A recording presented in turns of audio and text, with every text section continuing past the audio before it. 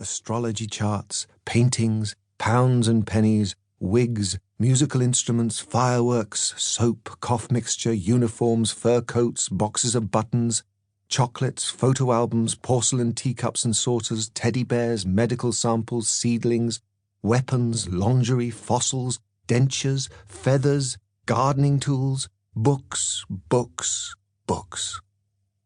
Copious myths and legends passed from one colleague to another. Stories of the once lost but now found. Each detective cultivated their own private collection of the most remarkable discoveries they had made. For William, there was a suit of armor, dismantled in a tarnished silver sea chest, an ebony and glass case housing 2 Red Admiral butterflies, each wing secured by a tiny pearl pin, and a miniature grandfather clock only 3 feet tall. More of a grandson clock, really, he always joked. There were still some deeply unpleasant discoveries to be made. The detectives harbored daily fears of strange stenches, soggy parcels and departed creatures. Mostly white mice, cockroaches, and bugs originally destined to defeat pet lizards and snakes and rats. At least William hoped that's what they had originally been intended for before they met another, equally unpleasant end in the furnace, the final destination for contaminated goods and unrecyclable and unsalvageable. It sat shoulder to shoulder with the gnashing monster shredder, where lost letters became dead letters, and all hope was vanquished. Every day, the detectives opened letter after letter, parcel after parcel, searching for clues. The satisfaction of solving a mystery never faded. The joy of knowing that something so anticipated could find its way after a lengthy diversion remained exquisite. It was the thousands of unsolvable conundrums that wearied bones and wasted skin on paper cuts. Sometimes there just wasn't enough evidence to trace, no clues to worry over until the blessed eureka moment. Over the years, William had learned not to fret over the truly lost, to let them go, and to invest his time instead in those that presented greater hope of a solution. Every week, hundreds of new puzzles arrived, so the mountain of mail in the depot seemed self-replenishing.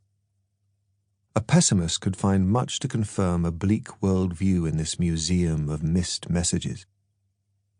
Only a quarter of the post that passed through the depot ever found its way home. But just one very special victory could sustain a detective for weeks in their endeavors.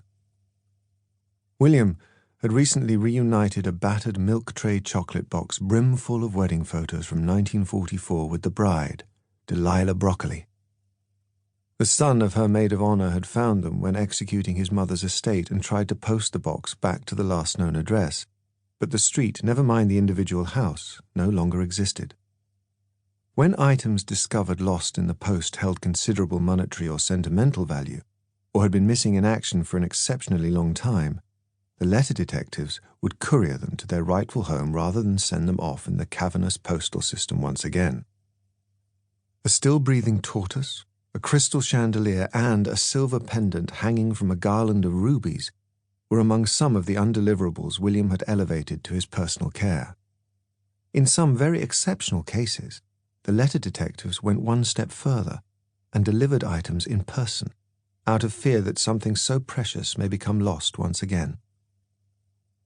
On this most recent occasion, William had successfully traced Delilah to the nursing home in East Anglia where she now lived, and decided this should be one of those exceptions. When William entered Delilah's bedroom, she looked confused as she tried to place him.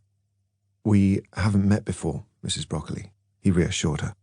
"I work for the post office and wanted to deliver a parcel to you that went astray." He moved a pink plastic cup of water from the tabletop tray that lay on her lap and placed the world-weary chocolate box before her. It was the same shade of purple as her dressing gown. Velvet, with a white lace collar. Delilah's eyes flitted from William's to the box and back again. She tried to speak.